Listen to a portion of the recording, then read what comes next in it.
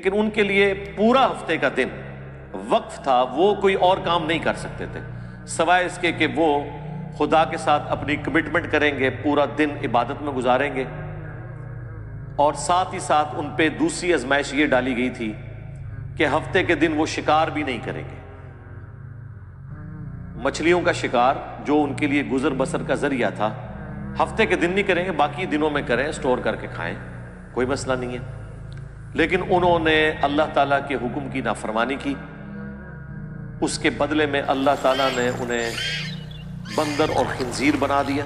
باقی پورے ویک میں مچھلیاں سامنے نہیں آتی تھی، بڑی مشکل سے چند مچھلیوں کا شکار ہوتا تھا، اور ہفتے والے دن مچھلیاں ان کی آنکھوں کے سامنے پھدکتی تھی۔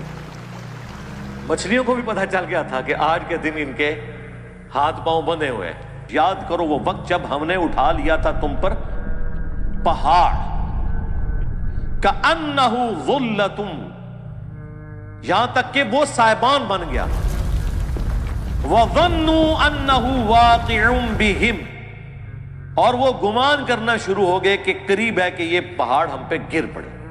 اللہ تعالیٰ نے کوہ طور پہاڑ کو بلند کر کے بادل کی شکل میں 6 لاکھ بنی اسرائیل کے اوپر کروڑوں ٹن کا پہاڑ ہے، یہ دھمکی لگائی جا رہی ہے پکڑو تورات کو، ادروائز ڈگیا جو توڑے ہوتے، اتنی وڈی تھریٹ، خذوا ما آتیناکم بقوہ، پکڑو اس کو جو ہم نے تمہیں عطا کیا ہے۔ اعوذ باللہ من الشیطان الرجیم، بسم اللہ الرحمن الرحیم۔ وَاسْأَلْهُمْ عَنِ الْقَرْيَةِ الَّتِي كَانَتْ حَاضِرَةَ الْبَحْرِ، اے نبی صلی اللہ علیہ وآلہ وسلم پوچھئے ان سے اس بستی کا حال جو آباد تھی ساحل سمندر پر۔ یہ سمندری جھیلیں تھیں جن میں سے ایک سمندری جھیل کے اوپر بنی اسرائیل آباد ہوئے جب وہ مصر سے نکل کے شام کی طرف آ رہے تھے۔ صحرائے سینا میں بھٹک گئے، حضرت موسیٰ علیہ السلام کی بددعا لگ گئی ان کو، کیونکہ انہوں نے قتال اور جہاد سے انکار کر دیا تھا۔ یہ وہ مشہور واقعہ اب آنے لگا ہے جسے اصحاب سبت کا واقعہ کہتے ہیں، ہفتے والے دن کے لوگ، یعنی ہفتے کی نسبت کے ساتھ۔ جس طرح مسلمانوں کے لیے جمعے کا دن ہے، کرسچنز کے لیے اتوار کا دن ہے، یہودیوں کے لیے ہفتے کا دن اللہ تعالیٰ نے مقرر کیا تھا اسپیسیفکلی۔ گو مسلمانوں کو اللہ تعالیٰ نے اس طرح پابند نہیں کیا کہ صرف انہوں نے جمعے والے دن ہی اللہ اللہ کرنی ہے، وہ تو پوری زندگی کرنی ہے، لیکن ان کے لیے پورا ہفتے کا دن وقف تھا، وہ کوئی اور کام نہیں کر سکتے تھے سوائے اس کے کہ وہ خدا کے ساتھ اپنی کمٹمنٹ کریں گے، پورا دن عبادت میں گزاریں گے، اور ساتھ ہی ساتھ ان پہ دوسری آزمائش یہ ڈالی گئی تھی کہ ہفتے کے دن وہ شکار بھی نہیں کریں گے۔ مچھلیوں کا شکار جو ان کے لیے گزر بسر کا ذریعہ تھا، ہفتے کے دن نہیں کریں گے، باقی دنوں میں کریں، سٹور کر کے کھائیں، کوئی مسئلہ نہیں ہے۔ لیکن انہوں نے اللہ تعالیٰ کے حکم کی نافرمانی کی، اس کے بدلے میں اللہ تعالیٰ نے انہیں بندر اور خنزیر بنا دیا، وَلِعَوْذُ بِاللَّهِ تَعَالَى۔ یہ واقعہ مسلمانوں کے لیے اس اعتبار سے بڑا عبرت کا نشان ہے کہ اگلی امتوں کو دنیا میں ہی نافرمانیوں کی سزا مل جایا کرتی تھی۔ اس امت کے لیے نبی صلی اللہ علیہ وآلہ وسلم کی دعاؤں کی برکت سے دنیا میں کافی حد تک مسئلہ اللہ تعالیٰ نے ٹال دیا، لیکن آخرت میں عذاب ہوگا۔ یہ نہیں ہے کہ وہ معاف ہو جائے گا جو غلط حرکتیں کی۔ یہ اصحاب سبت کا واقعہ ہے، یعنی ہفتے والے دن سے متعلقہ لوگ، یہی وہ لوگ تھے جو بندر بنا دیے گئے، خنزیر بنا دیے گئے۔ یہاں پہ یہ واقعہ آ رہا ہے، وہ انشاءاللہ ہم تفصیل سے کور کریں گے۔ اس واقعے میں جو سب سے عبرت والی چیز ہے وہ یہ ہے کہ بنی اسرائیل کے لوگ 3 گروہوں میں بٹ گئے۔ ایک وہ لوگ تھے جنہوں نے کہا کہ ہم اللہ تعالیٰ کے اس حکم کی نافرمانی نہیں کریں گے، پلس جو لوگ نافرمان تھے انہیں وہ اس نافرمانی سے روکتے تھے۔ یہ سب سے اعلیٰ ترین درجہ ہے۔ دوسرے وہ لوگ تھے جو خود تو نافرمانی نہیں کرتے تھے لیکن نافرمانوں کو روکتے نہیں تھے۔ یہ سب سے آسان کام ہوتا ہے اس حوالے سے۔ کسی کی گالیاں نہیں کھانی پڑتی، آپ کو مخالفت نہیں سہنی پڑتی، کیونکہ جب آپ کسی کو روکیں گے تو ظاہر ہے پھر آپ کی بدنامی وہ کرے گا، آپ کو دشمنی مول لینی پڑ جائے گی۔ یہ دوسری کیٹیگری تھی، میٹھی میٹھی بات کرنے والے لوگ، صرف فضائل اعمال سنانے والے لوگ، برائی سے روکنے والے نہیں، صرف امر بالمعروف کرنے والے لوگ، نیکی کا حکم دینے والے لوگ، نہی عن المنکر، برائی سے روکنے والے نہیں۔ اور تیسرے وہ بدبخت تھے کہ جو ڈائریکٹلی اس حکم کی نافرمانی کر رہے تھے اور ہفتے کے دن وہ شکار کرتے تھے۔ اب حیران کن بات ہے، اللہ تعالیٰ نے تینوں گروہوں کا ذکر کیا، اس کے بعد جب اینڈ رزلٹ سنایا نا تو یہ سنایا کہ اللہ نے نجات دے دی ان لوگوں کو کہ جو نہ تو خود یہ کام کرتے تھے بلکہ وہ باقیوں کو بھی اس برائی سے روکتے تھے۔ یعنی جو گونگے شیطان نہیں تھے، خود بھی برائی سے بچتے تھے، لوگوں کو بھی روکتے تھے، انہیں تو ہم نے نجات دے دی، اور جو برائی کرنے والے تھے ان کو ہم نے بندروں کی شکل بنا دیا۔ اور جو تیسری کیٹیگری تھی نا، ان کا اللہ تعالیٰ نے ذکر کرنا بھی گوارا نہیں کیا کہ ان کا انجام کیا ہوا۔ اتنا ذکر ضرور کیا کہ اس طرح کے لوگ تھے۔ یہی وجہ ہے کہ انہی آیات کے کانٹیکسٹ میں المستدرک للحاکم میں تفصیل کے ساتھ ایک حدیث موجود ہے۔ میں نے پہلے بھی کئی دفعہ عرض کیا ہے کہ قرآن کی اگر آپ نے تفسیر احادیث کی روشنی میں دیکھنی ہے نا، تفسیر ابن کثیر تو بہت اچھا کام ہوا ہے، انہوں نے ساری چیزیں ایک جگہ جمع کر دی، آسانی ہے اس میں، اب صحیح اور ضعیف کے حکم بھی لگ چکے ہیں۔ لیکن ڈائریکٹلی اگر آپ نے احادیث کی کتابوں سے قرآن کی تفسیر پڑھنی ہے نا تو صحیح بخاری کا کتاب التفسیر چیپٹر پڑھ لیں، جامعہ ترمذی کا کتاب التفسیر چیپٹر پڑھ لیں، اور المستدرک للحاکم کا کتاب التفسیر چیپٹر وہ تو بہت ڈیٹیل کے ساتھ ہے۔ یہ تین حدیث کی کتابیں ایسی ہیں جن میں باقاعدہ پورے چیپٹرز ہیں، اور ان محدثین کو اپنے گیون سرکمسٹانسز میں اصولوں کے مطابق جو جو روایتیں قرآن کی شان نزول میں ملی یا اس سے متعلقہ صحابہ کے فرامین ملے یا کوئی واقعات ملے احادیث سے، وہ انہوں نے جمع کیے۔ المستدرک للحاکم میں ان آیات کے کانٹیکسٹ میں وہ حدیث موجود ہے کہ ابن عباس رضی اللہ تعالیٰ عنہ جب کبھی بھی سورۃ الاعراف پڑھتے تھے ان آیات کے اوپر آ کر رونا شروع کر دیتے تھے، اور ان کے ساتھی ان سے پوچھتے تھے کہ آپ کیوں روتے ہیں؟ وہ کہتے ہیں کہ میں اس لیے روتا ہوں کہ مجھے یہ آیات پڑھ کے یہ معلوم نہیں چلا کہ جن لوگوں نے برائی سے روکا نہیں تھا اگرچہ وہ خود نیک تھے، ان کا انجام اللہ نے کیا کیا، کاش مجھے کوئی ان کے بارے میں بتا دے۔ ظاہر ہے بنو امیہ کا دور ہے، شریعت کی دھجیاں بکھیری جا رہی ہیں۔ ابن عباس نے وہ مشکل وقت دیکھا ہے، ابن عباس تو 68 ہجری میں فوت ہوئے ہیں، واقعہ کربلا کے بھی 7 سال کے بعد۔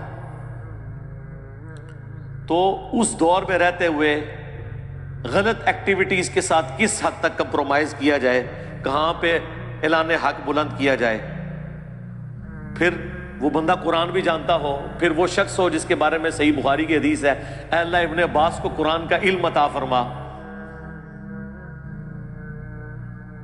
پھر ان لوگوں کو اپنی آخرت کی بھی فکر ہو کہ ہم نے ان 3 میں سے ایک تو نہیں بننا کہ جو برائی کرنے والے ہیں، باقی 2 میں سے یہ بننا تو مشکل ہے۔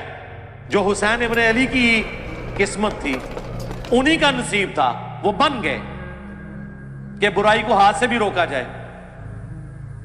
جو درمیان کے لوگ ہیں، جو خود تو کچھ نہیں کرتے، ماشاءاللہ بڑے پاک صاف ہیں، لیکن شیطان کو بھی ننگا ناچنے دیتے ہیں، اس کو برائی سے نہیں روکتے۔ جو صحیح مسلم میں حدیث ہے کہ نبی علیہ السلام نے فرمایا ہو سکے تو برائی کو ہاتھ سے روکو، ہاتھ سے نہیں روک سکتے زبان سے روکو، زبان سے بھی نہیں روک سکتے کم از کم دل میں برا جانو، لیکن ذالک اضعف الایمان، یہ ایمان کا سب سے کمزور ترین درجہ ہے کہ کوئی شخص برائی کو صرف دل میں برا جانا. اس کے لیے ڈاکٹر اسرار صاحب ٹرم یوز کرتے تھے گونگے شیطان نہ بنو. تو ابن عباس روتے تھے کاش مجھے ان کے بارے میں پتہ چل جائے کہ ان کی آخرت کیا ہوئی. اللہ نے خاموشی ان کے بارے میں اختیار کی ہے. بہرحال جتنا میرا قرآن کا فہم ہے، جو میں اللہ تعالیٰ کے مزاج کو سمجھ سکا ہوں قرآن کی روح سے، مجھے تو یہی لگتا ہے کہ جو گونگے شیطان تھے ان کا انجام بھی انہی کے ساتھ ہوا جو برائی کرنے والے تھے. کیونکہ اللہ تعالیٰ کی رحمت کا تقاضا تھا کہ اللہ نے جنہیں نجات دی ہے انہیں مینشن کرتا. جب نجات دہندہ کو مینشن کیا تو اللہ نے صرف انہی کو کہا جو نجات پا گئے تھے.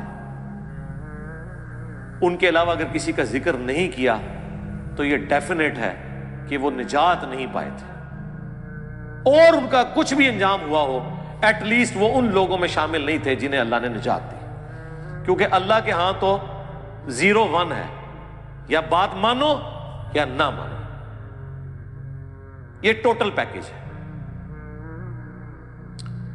اب وہ آیات کی طرف آ جائیں.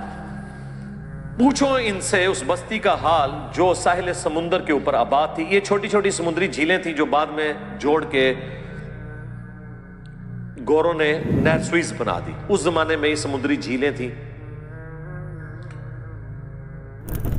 جو آباد تھے ساحل سمندر. اذ یعدون فی السبت، جب وہ حد سے بڑھ گئے ہفتے کے دن کے بارے میں. اب اللہ نے چونکہ آزمائش بنایا تھا، باقی پورے ویک میں مچھلیاں سامنے نہیں آتی تھی، بڑی مشکل سے چند مچھلیوں کا شکار ہوتا تھا، اور ہفتے والے دن مچھلیاں ان کی آنکھوں کے سامنے پھدکتی تھی. مچھلیوں کو بھی پتہ چل گیا تھا کہ آج کے دن ان کے ہاتھ پاؤں بندھے ہوئے ہیں، یہ کچھ کر نہیں سکتے. ان کو بھی اپنے ایکسپیرینس سے پتہ چل گیا تھا، تو وہ بھی اللہ تعالیٰ کی طرف سے ان پہ آزمائش مسلط ہوئی کہ ایک بھوکے بندے کے سامنے آپ لا کے مرغن غذائیں رکھ دیں تو ظاہر ہے اس کا تو روزہ ٹوٹے گا. اسی کا اللہ نے ذکر کیا ہے. اذ یعدون فی السبت اذ تأتیہم حیتانہم یوم سبتہم شرعا، جبکہ ہفتے کے دن ان کے پاس مچھلیاں پانی پر پھدکتی تھی، سامنے آ جاتی تھی.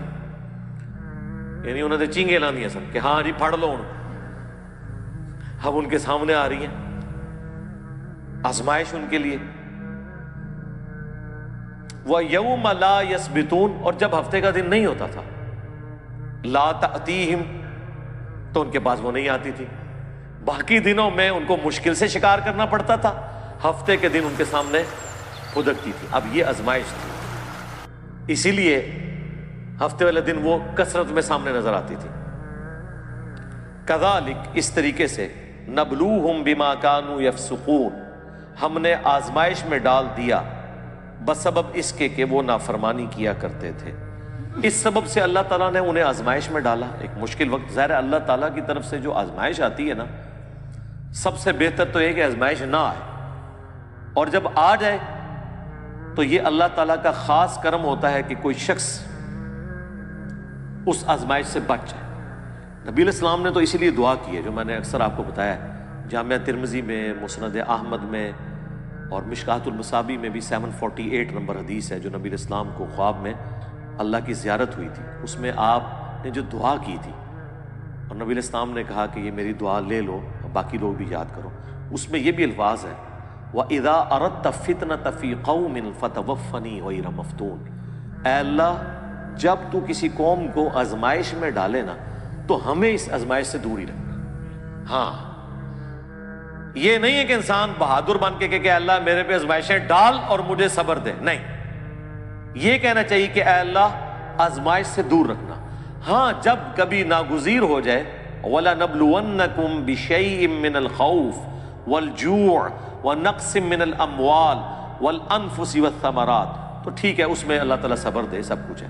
لیکن پہلی پرائورٹی نبی علیہ السلام نے یہی دعا سکھائی ہے کہ اللہ تعالیٰ فتنے میں مبتلا نہ کرے، کیونکہ بڑے بڑے ایمان والوں کے روزے ٹوٹ جاتے ہیں اس طرح کی آزمائش میں. جب امام حنیفہ رحمہ اللہ کے اوپر مشکل وقت آیا ہے تو پھر امام حنیفہ ہی کھڑے ہوئے ہیں خلیفہ منصور کے خلاف، باقی ان کے زمانے کے بڑے بڑے علماء مصلحت کا شکار ہو گئے۔ جب احمد بن حنبل کے دور میں خلق قرآن کا مسئلہ کھڑا ہوا ہے تو احمد بن حنبل رحمہ اللہ نے ہی استقامت دکھائی ہے، باقی کئی لوگ جو ہے اس زمانے کے جو بڑے بڑے ائمہ ہیں مصلحت کا شکار ہو گئے۔ تو ہر زمانے میں جو حسینی فکر ہے وہ چند ایک لوگ ہی لے کے چلتے ہیں، سب میں اتنی جرأت نہیں ہوتی۔ تو اللہ تعالیٰ فرماتا ہے کہ بسبب ان کی نافرمانیوں کے ان کو ہم نے آزمائش میں ڈالا، یعنی پہلے بھی ان کے کرتوت ایسے تھے، تو جب کرتوت برے ہوتے ہیں تو بعض اوقات اللہ تعالیٰ آزمائش ڈال دیتا ہے، اور یہ ان کے اوپر آزمائش تھی۔ وَإِذْ قَالَتْ أُمَّةٌ مِّنْهُمْ، جب ان میں سے ایک گروہ نے کہا لِمَ تَعِظُونَ قَوْمًا، کیوں تم ایسی قوم کو واعظ و نصیحت کرتے ہو، قَوْمًا اللَّهُ مُهْلِكُهُمْ، کہ جس قوم کو اللہ تعالیٰ ہلاک کر دے گا، او معذبہم عذابا شدیدا، یا انہیں شدید عذاب دینے والا ہے۔ یعنی کیوں سمجھاتے ہو ان نافرمانوں کو، چھوڑو، انہوں نے اپنی قبر میں جانا ہے، تم نے اپنی قبر میں جانا ہے، چپ کر کے تم تو برائی نہیں کر رہے نا، ان کو ان کے حال کے اوپر چھوڑ دو۔ ان کا جواب سنیں کیا ہے، قالو، وہ کہنا شروع ہو گئے اس کے جواب میں، معذرۃ الی ربکم ولعلہم یتقون، ہم تو یہ اس لیے ان کو برائی سے روک رہے ہیں کہ اپنے رب کے حضور عذر پیش کر سکیں کہ یا اللہ جو ہم سے بن پڑی، ہم نے برائی کو روکنے کی کوشش کی، اور دوسرا مقصد یہ ہے لعلہم یتقون، کہ شاید ہماری نصیحت سے یہ ڈر جائیں اور یہ بھی اپنی آخرت برباد ہونے سے بچا لیں۔ یہ سیکنڈری مقصد ہے جو میں اکثر کہتا ہوں کہ ہم یہ جو دعوت و تبلیغ کا کام کر رہے ہیں، لوگوں کو برائی سے روک رہے ہیں، اچھائی بتا رہے ہیں، عقیدے کی خرابیاں ہائی لائٹ کر رہے ہیں، اس میں پرائمری جو ہمارا مقصد ہے وہ اپنی آخرت کی فکر ہے، کسی دوسرے کی آخرت کی فکر نہیں ہے، وہ سیکنڈری چیز ہے۔ سب سے پہلے تو ہمیں ہماری طرف سے پوری دنیا جہنم میں چلی جائے ہمیں تو فرق نہیں پڑتا، ہمیں تو فرق اس بات سے پڑتا ہے کہ ہم نہ کہیں جہنم میں چلے جائیں۔ پہلی ایفرٹ تو ہماری اپنی ذات کے لیے ہوگی، او انفسکم واہلیکم نارا، بچاؤ اپنے آپ کو اور اپنے گھر والوں کو جہنم کی آگ سے، باقیوں کی بعد میں فکر کریں گے۔ افریقہ کے جنگلوں میں لوگ کدھر جا رہے ہیں وہ بعد میں دیکھیں گے، پہلے تو اپنے گھر میں لوگ کدھر جا رہے ہیں وہ دیکھیں گے۔ پہلے تو ہم خود قرآن و سنت سے اپنی اصلاح کی کوشش کریں گے، تو ان کا اپنے رب کے حضور معذرت کر سکیں، ہم عذر پیش کر سکیں کہ یا اللہ ہم نے وہ چاروں شرائط پوری کی تھی، الا الذین آمنوا وعملوا الصالحات، یہ تو آسان ہے، ایمان لاؤ نیک اعمال کرو، لیکن وتواصوا بالحق، حق بات کی وصیت کرنا مشکل ترین کام، اور اس کے بعد اس کا منطقی انجام، وتواصوا بالصبر، پھر تکلیف آئے گی تو صبر اختیار کرنا ہے۔ یہ اتنا مشکل کام ہے کہ بڑے بڑے اہل ایمان وہ بھی بعض اوقات کمزور درجے کی طرف چلے جاتے ہیں۔ ہر بندے میں یہ حوصلہ نہیں ہوتا کہ حالات و واقعات کا وہ مقابلہ کر سکے۔ ہم ان پہ کوئی فتویٰ نہیں لگاتے جو اس طرح کرتے ہیں، لیکن ہم لوگوں کو یہ بتائیں گے کہ خدا کے لیے فرق سمجھو۔ لوگ کہتے تو ہیں کہ حسین ابن علی کے زمانے میں لوگ روکتے تھے ان کو کہ آپ وہاں نہ جائیں، یہ آپ کو شہید کر دیں گے، ٹھیک ہے، تو کیا وہ لوگ غلط تھے اور حسین ابن علی اکیلے ٹھیک تھے؟ میرے بھائی پہلے تو آپ اپنی اصلاح کریں۔ وہ لوگ حضرت حسین ابن علی کو غلط نہیں سمجھتے تھے، عبداللہ بن عمر یا عبداللہ بن عباس یا عبداللہ بن زبیر رضی اللہ عنہم اجمعین، وہ یہ کہتے تھے کہ آپ جن کے خلاف کھڑے ہوئے نا، انہوں نے رسول اللہ کی قرابت داری کا کوئی لحاظ نہیں کرنا، یہ دنیا دار بادشاہ بن چکے ہیں، تو ان کے شر سے اپنے آپ کو بچا لیں۔ وہ یہ نہیں کہتے تھے کہ آپ غلط ٹریک پہ ہیں، وہ دوسرے معنوں میں یہ کہہ رہے تھے کہ یہ بدماش ہیں، آپ کے ساتھ ظلم کریں گے۔ تو جس طرح ہم نے خاموشی اختیار کی ہوئی ہے، کمزور درجے پہ ایمان پہ اپنے آپ کو رکھا ہوا ہے، ہمارے مقابلے پہ نہیں، اس زمانے میں حسین ابن علی کے مقابلے پہ، تو آپ بھی وہ درجہ اختیار کر لیں۔ لیکن حسین ابن علی کا سٹانس یہ تھا کہ عبداللہ بن عمر، عبداللہ بن عباس یا عبداللہ ابن زبیر، ان کا بنو امیہ کے خلاف کھڑا نہ ہونا کوئی مسئلہ نہیں ہے، کیونکہ ان میں سے کسی کے گھر بھی نبوت نہیں آئی ہے، نبوت تو آئی ہے بنو ہاشم کے گھر، اور رسول اللہ کے علم کا وارث تو میں ہوں۔ اگر میں نے باطل کے ساتھ کمپرومائز کیا تو یہ دین کا حصہ بن جائے گا۔ یہی وجہ ہے کہ 3 بر اعظموں نے یزید ابن معاویہ کی بیعت کر لی، لیکن یزید کو ہضم نہیں ہو رہی جب تک حسین نہ کرے، کیونکہ انہیں پتا تھا کہ جب تک حسین بیعت نہیں کرتے تو یہ دھکے سے ہی ہماری حکومت ہے، لیجٹمائز نہیں ہوگی، یہ خلافت نہیں ہوگی، اسلامی حکومت نہیں ہوگی، کیونکہ نبی کے گھر والے ہی نہیں جب اسے مان رہے تو گارنٹی تو دینی ہے نبی کے گھر والوں نے، باقیوں کی گارنٹی کی کیا حیثیت ہے؟ یہ وجہ تھی۔ تو یہ ہمیشہ کم لوگ ہوتے ہیں اور وہ ڈرتے ہیں کہ یار اللہ کے ظلم کیا جواب دیں گے۔ فلما، پس جب نسوا ما ذکروا بہ، انہوں نے فراموش کر دیا جو انہیں ڈر سنایا گیا تھا، جو نصیحت کی گئی تھی، انجینا الذین ینہون عن السوء، تو ہم نے نجات دے دی ان کو جو برائی سے روکنے والے تھے، یعنی جو حسین ابن علی کی نیچر رکھنے والے تھے ان کو تو مل گئی نجات۔ وَأَخَذْنَا الَّذِينَ ظَلَمُوا، اور پکڑ لیا ان کو ہم نے جو ظلم کرنے والے تھے، بِعَذَابٍ بَئِيسٍ بِمَا كَانُوا يَفْسُقُونَ، جن لوگوں نے اپنی جانوں پر ظلم کیا برے عذاب سے ان کو پکڑ لیا گیا بوجہ اس کے کہ وہ نافرمانی کیا کرتے تھے۔ فَلَمَّا عَتَوْا عَمَّا نُهُوا، جب انہوں نے سرکشی کی اس سے جس سے ان کو روکا گیا تھا، مَا نُهُوا عَنْهُ، جس سے وہ لوگ روکے گئے تھے، قُلْنَا لَهُمْ كُونُوا قِرَدَةً خَاسِئِينَ، تو ہم نے ان سب کے سب کو کہا کہ بن جاؤ پھٹکارے ہوئے بندر۔ بس اللہ نے تو پھر کن فیکون ہی ہوتا ہے، کہا اور وہ بن گئے۔ اللہم لا تجعلنا منہم، اللہم احسن عاقبتنا فی الامور کلیہا واجرنا من خزی الدنیا وعذاب الاخرہ، آمین۔ اللہ اکبر۔ اب یہ واقعہ یہاں پہ مکمل ہو گیا ہے، دیکھ لیں ان اٹینڈڈ ہے وہ گروہ۔ اللہ نے 2 گروہوں کا ذکر کر دیا، جو روکنے والے تھے وہ نجات پا گئے، اور جو کرنے والے تھے وہ تباہ و برباد ہو گئے، اللہ نے ان کو بندر بنا دیا۔ لیکن جو تیسری کیٹیگری تھی نا، جو کہہ رہی تھی کہ تانوں کیڑی لوڑ ہے، تسی اپنی قبر ہی جانا ہے، انہوں نے اپنی قبر ہی جانا ہے، آپ کو کیا تکلیف ہے، ان کو اللہ تعالیٰ نے اس قابل بھی نہیں سمجھا کہ ان کے انجام کا ذکر کرے، اچھا یا برا۔ وَإِذْ تَأَذَّنَ رَبُّكَ، اور یاد کرو جب تمہارے رب نے یہ اعلان کیا تھا، لَيَبْعَثَنَّ عَلَيْهِمْ إِلَى يَوْمِ الْقِيَامَةِ، کہ ضرور اللہ تعالیٰ بھیجتا رہے گا ان پر قیامت کے دن تک، مَن يَسُومُهُمْ سُوءَ الْعَذَابِ، ایسے ان کے اوپر حکمران مسلط ہوں گے، ایسا جابر حکمران ان کے اوپر آتے رہیں گے جو انہیں عذاب دیں گے، برا تکلیف دیں گے دنیا میں۔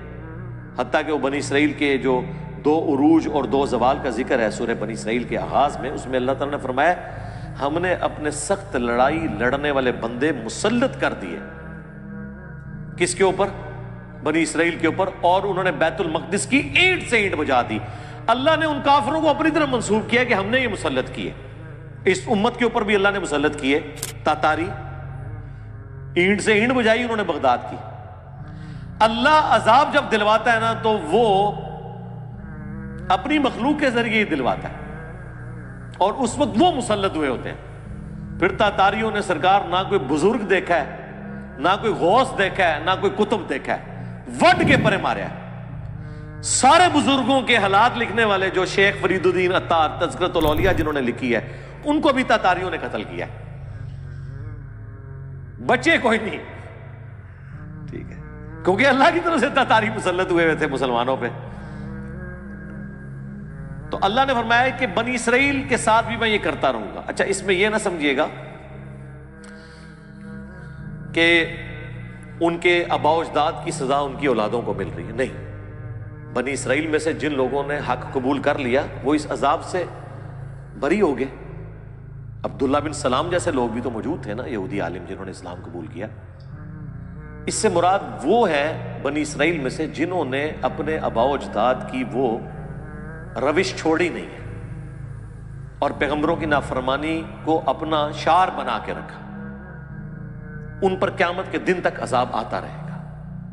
جابر حکمران مسلط ہوں گے، ایک تو 8 سے 100 سال پہلے اتنا بڑا حکمران مسلط ہوا ان کے اوپر، ہٹلر، 60 لاکھ یہودی قتل کر دیے۔ چلے بعض لوگ کہتے ہیں نہیں 60 لاکھ نہیں تھے، 6 لاکھ تھے۔ سرکار 6 لاکھ بھی تھوڑا بندہ ہے؟ 6 لاکھ بندے مارنے کے لیے اس نے 100 فیکٹریاں بنائیں۔ اس نے جو کچھ کیا وہ غلط کیا، لیکن جن کے ساتھ ہوا اللہ تعالیٰ کی عذاب کی گرفت میں تھے وہ۔ ان ربک لسریع العقاب، بے شک تیرا رب عذاب دینے میں جلدی فرمانے والا ہے، لیکن بعض اوقات ڈھیل بھی دے دیتا ہے، لیکن دنیا میں بعض اوقات تھوڑا بہت مزہ ضرور چکھاتا ہے، آخرت کا تو عذاب پکا ہے۔ وَإِنَّهُ لَغَفُورٌ رَحِيمٌ، اور سائملٹینیس کنٹراسٹ ہے، اور بے شک وہ ضرور بالضرور بخشنے والا مہربان ہے۔ یعنی آج بھی اگر کوئی دعوت حق قبول کر لے تو اللہ تعالیٰ اس کے اوپر مہربان ہے۔ اب ایک اور بنی اسرائیل کے ساتھ بہت بڑا اللہ نے جو معجزہ کیا، تھریٹ کی انہیں، اللہ اکبر۔ وَإِذْ نَتَقْنَا الْجَبَلَ فَوْقَهُمْ، اور یاد کرو وہ وقت جب ہم نے اٹھا لیا تھا تم پر پہاڑ، كَأَنَّهُ ظُلَّةٌ، یہاں تک کہ وہ سائبان بن گیا، وَظَنُّوا أَنَّهُ وَاقِعٌ بِهِمْ، اور وہ گمان کرنا شروع ہو گئے کہ قریب ہے کہ یہ پہاڑ ہم پہ گر پڑے۔ اللہ تعالیٰ نے کوہ طور پہاڑ کو بلند کر کے بادل کی شکل میں 6 لاکھ بنی اسرائیل کے اوپر کروڑوں ٹن کا پہاڑ ہے، یہ دھمکی لگائی جا رہی ہے پکڑو تورات کو ادروائز ڈگیا جو تھوڑے ہوتے اتنی وڈی تھریٹ۔ خذوا ما آتیناکم بقوہ، پکڑو اس کو جو ہم نے تمہیں عطا کیا ہے پوری قوت کے ساتھ۔ قوت کے ساتھ یہ نہیں ہے کہ مطلب وہ گر نہ جائے، مراد یہ ہے کہ اس کے ایکشن کو فالو کرو، اس کی روح کو فالو کرو۔ وَاذْكُرُوا مَا فِيهِ، اللہ اکبر، اور یاد کرو جو کچھ اس کے اندر ہے اسے فالو کرو، لعلکم تتقون، تاکہ تم پرہیزگار بن سکو، ڈر جاؤ۔ تو یہ بنی اسرائیل سے اللہ تعالیٰ نے عہد لیا تھا۔ ظاہر اس وقت تو سب نے کہا کہ بالکل ہی اللہ جو تسی کہو گے ہوئے گا۔ جناب پہاڑ سر دے ہوتے ہوئے، سر کے اوپر پہاڑ سائبان اور بادل کی شکل میں ہو، اور تھریٹ ہو کہ یا تو تورات کو پکڑو ادروائز یہ موت کا پروانہ آیا تمہارے اوپر، اتنا بڑا معجزہ دیکھ کے بھی۔ لیکن بس اس وقت تو انہوں نے عہد کیا، لیکن بعد میں اکثریت نے بھلا دیا۔